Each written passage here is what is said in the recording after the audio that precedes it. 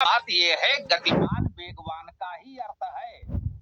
अन्य गुण जैसे आपने सारे गुण उसमें समाहित कर दिए, तो ये नहीं करना चाहिए। गतो धातु है, गत्यर्थक धातु है, तो गति का अर्थ ही उसमें प्रधान होगा।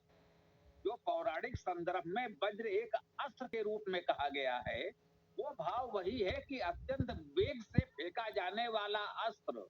उसे अब मध्यकालीन भाला आदि भी कह सकते हैं कि उस समय कोई भाला आदि जैसा कोई किया होगा और जिसको बहुत वेग से शत्रु पर फेंकता होगा, फेंका जाता होगा, या कोई विशेष प्रकार का धनुष पर प्रयोग किया जाने वाला बाण हो सकता है जो बहुत वेग से फेंका जाता था, अत्यंत वेगवान था।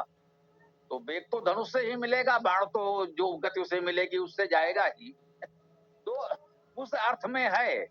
अब वो किसी व्यक्ति को, किसी उसको इतना तो हमसे नहीं कह सकते कि हम किसी भी व्यक्ति को या उस गुणों वाले व्यक्तियों को हम वज्र कहने लगे, तो वो तो नहीं है। वेद में जो बात होती है वो प्राकृतिक शक्ति की होती है, जो सर्वकालिक सत्य है। वेद में हम केवल उसकी बात करते हैं जो सर्वकालिक सत्य है।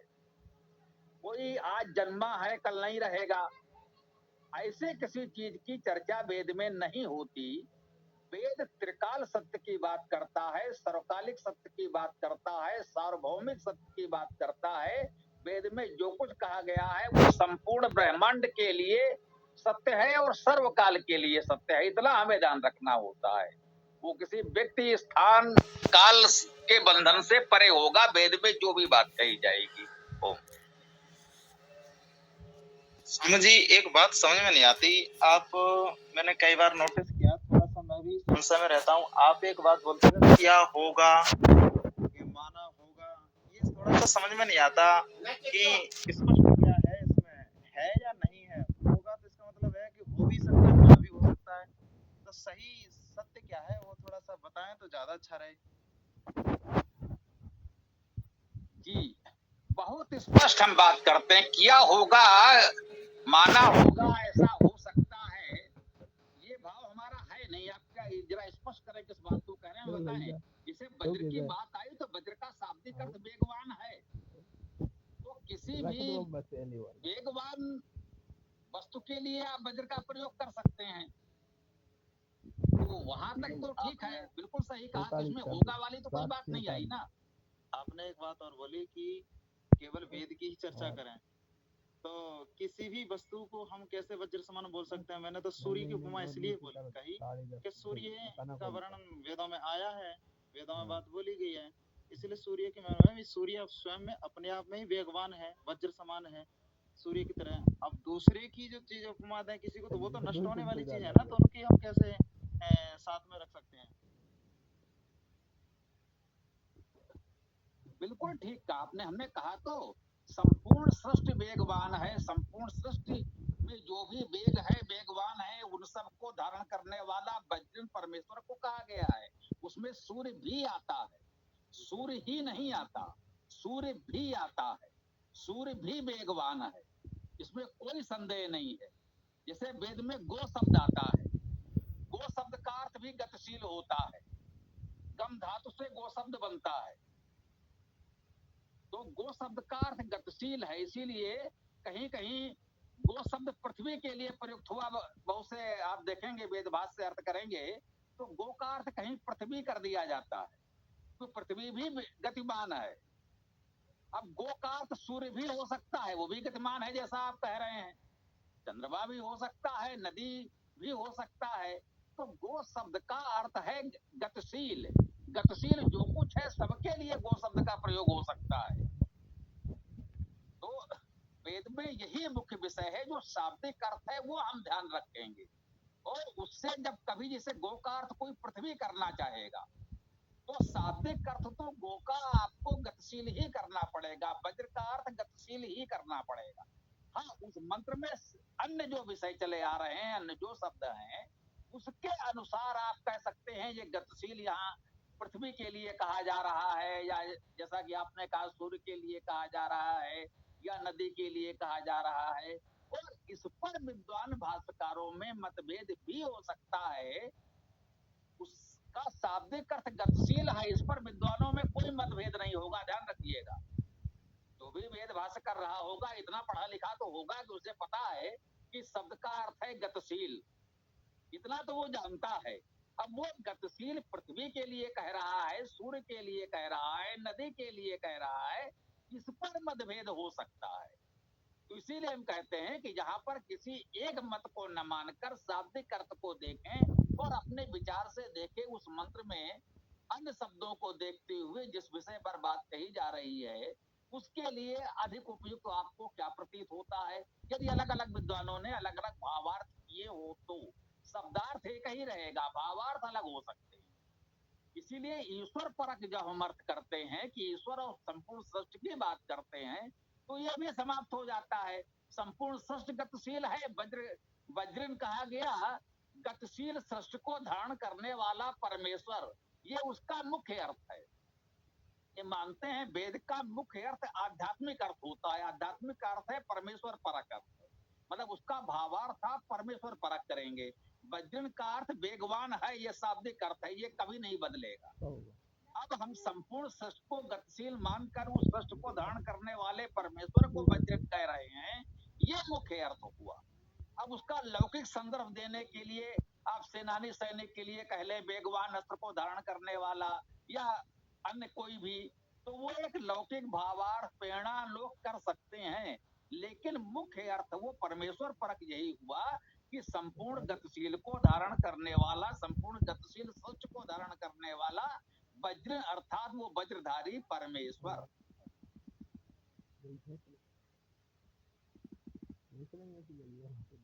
ईश्वर धारण करता है, ये समझ में नहीं आया। ईश्वर क्या धारण करता है?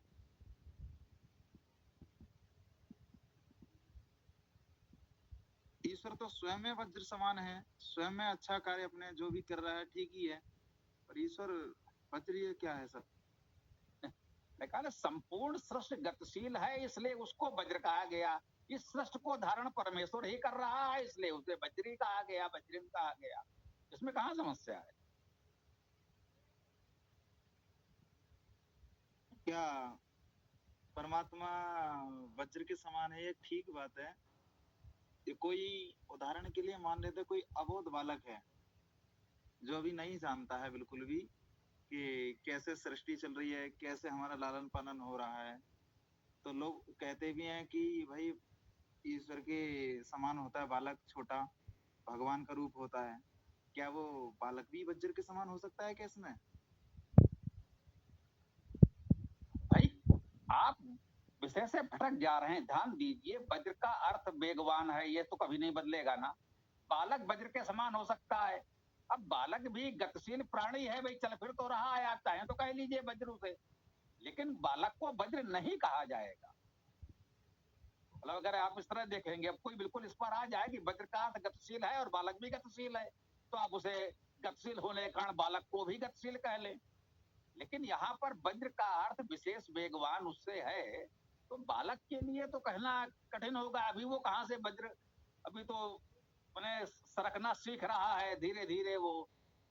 अब वज्र का अर्थ है जो विशेष वेगवान है, जहाँ सृष्टि की बात हो रही है, जहाँ और विशेष उसकी बात हो रही हो, तो वहां पर एक ऐसे आप बालक को कह देंगे। वैसे बहुत तकनीकी रूप से आ जाइए तो वज्र का अर्थ वेगवान, हाँ भाई बालक भी गतिशील है, जड़ तो नहीं है वृक्ष की तरह, तो आप कह लो। तो इतना तो थोड़ा सा समझना चाहिए, मतलब तकनीकी रूप से उसका अर्थ वेगवान है, ये सदैव ध्यान रखिएगा। ऐसे अन्य गुणों का आरोप अध्यारोपण उस पर न करें। वज्र का अर्थ गतिशील है और केवल गतिशील अर्थ को लेकर ही विचार करें, तो समझ में आ जाएगा। चलिए बहुत सुंदर, आगे बढ़े। यहाँ पर इसका अर्थ जो है इस मंत्र का, डॉक्टर रेखा व्यास जो करती हैं उस तरह से किया उन्होंने।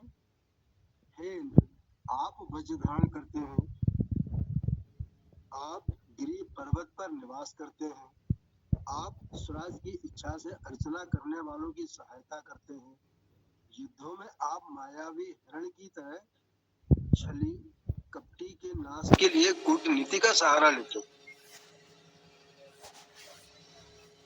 इस तरह से किया गया। मुझे लगता है कि ये दोनों मंत्र अलग अलग तो नहीं है। देखिए जैसे ये स्वराज सूक्त का देवता इंद्र है, तो इंद्र तो उसमें भी आया होगा। इन्होंने कहा इंद्र का शाब्दिक अर्थ है परमेश्वर, तो वो तो बिल्कुल ठीक आ गया। लेकिन ये गिरी आदि का निवास इसमें तो मेरे विचार से इस मंत्र में तो कहीं नहीं आया था। जहाँ तक मुझे ध्यान आता है, ऋग्वेद में अद्रिवय शब्द का अद्रिवय और एक और शब्द आता है बीच बीच में, तो उसके लिए ये गिरी पर्वत का इस्तेमाल करते हैं। और उसी तरह से एक शब्द और दूसरा कोई मेरे ध्यान में नहीं आ रहा है, तो उसको भी लेते हैं पत्थर के आसन में, पाषाण जैसे अपन बोलते हैं ना, तो उसकी तरह एक शब्द और है दूसरा जो मेरे ध्यान में नहीं आ रहा है याद में, तो उस तरह से लेते हैं। तो मंत्र तो यही है, इंद्र तुभ्य मिद्रवो नित्यम वज्रं वीर्यम यद्यत्यम माहिनम मृगम यद्यत्यम माहिनम मृगम तव त्यन्न मायया वधीर रचन्ननु स्वराज्यम। बिल्कुल यही मंत्र है जो अपन पढ़ रहे हैं। जी जी जी, ठीक ठीक। हाँ, कभी कभी हो जाता है, आपको भी ध्यान होगा, कई बार मंत्र आगे पीछे हो जाता है अर्थ में। तो देखिए, इंद्र शब्द मंत्र में है, इंद्र का शाब्दिक अर्थ परमेश्वर है, हम उसे परमेश्वर कह के लिख रहे हैं। उन्होंने सीधे सीधे इंद्र शब्द ही उतार दिया, कर सकते हैं, इसमें तो कोई हानि नहीं है ना भाई। इंद्र का शब्द का अर्थ परमेश्वर है तो है, मंत्र में इंद्र शब्द आया है तो बिल्कुल कह सकते हैं। हम कह रहे हैं, मान लीजिए हे इंद्र, या परमेश्वर ने उन्होंने कह दिया इंद्र ने, या हे इंद्र जैसा भी उसमें आया हो, है ना, तो वो तो ठीक हो गया।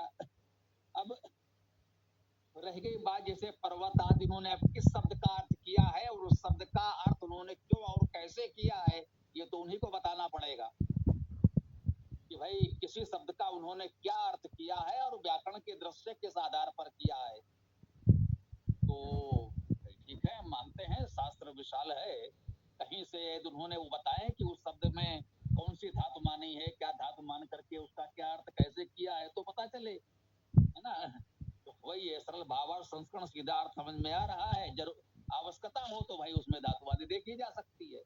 तो कैसे इन्होंने क्या किया है वो तो पता नहीं, वो जाने।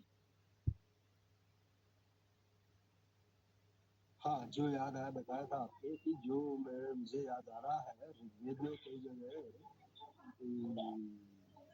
शर्मा जी ने उसको, गंगा साहब शर्मा जी ने उसको अग्रिव को पर्वत गिरी की तरह लिया है। कई बार उसको जो एक दूसरा शब्द और है जिसको अपन क्या बोलते हैं, वृत्र, वृत्र को उन्होंने अंधकार और मेघ भी शब्द किया।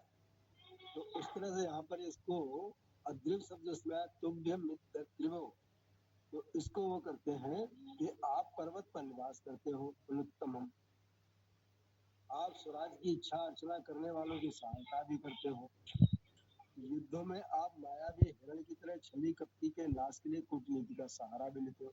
यद्यत्वं मायिनम मृगम तब त्यन माया वधि रचन्ननु स्वराज्यम। ये दूसरी लाइन के ऊपर है। जी ये ठीक है, माइनम मृगम माया अवधि, बिल्कुल ठीक है, बहुत सुंदर वर्णन किया है इन्होंने कि जो मायावी मृग है उसको माया के द्वारा ही मारा जा सकता है। बिल्कुल शब्दशः वही उतार दीजिए जो वेद में आया है। तो उन्होंने कहा मायावी मृग को माया के द्वारा हनन किया, शत्रु के सामर्थ्य को, बल को जान करके उसका उसी स्तर पर हमें प्रतिकार करना होगा। अब माया का क्या अर्थ है, मैं धातु से ये माया शब्द बना था जिसका अर्थ था क्लिष्ट कार्य करना। जो मायावी है बहुत से ऐसे क्लिष्ट कार्य करने में समर्थ है जो जनसामान्य नहीं कर सकते। अब यदि उससे आपको लड़ना है, उस शत्रु को, उस दुष्ट को मारना है, तो हमको भी वैसा ही मायावी बनना पड़ेगा। हमको भी परिश्रम अभ्यास करके अपने आप को ऐसे क्लिष्ट कार्य करने के लिए समर्थ बनाना पड़ेगा। तो जैसे कहते हैं ना कि सेना में कुछ विशेष कमांडो इस तरह के तैयार किए जाते हैं कि ऐसे विशेष परिस्थितियों में वो विशेष कार्य को पूरा कर पाते हैं। अब जिस देश की सैनिक सामर्थ्य इतनी अच्छी है वही भाई सफल होता है। आप देख रहे हैं भाई, जैसे अभी समय अमेरिका महाशक्ति है, किसी भी देश में घुस करके कहीं कुछ भी करके वापस आ सकता है। पाकिस्तान में घुस करके लादेन को मारा तो लोगों को एक सामान्य ऐसा लगा कि भाई पाकिस्तान जैसे देश के क्या सामर्थ्य अमेरिका के सामने। वेनेजुएला में गया और राष्ट्रपति को ही उठा लाया। तो ये एक विशेष सामर्थ्य, यही तो बात, यही तो माया है, यही माया भी है।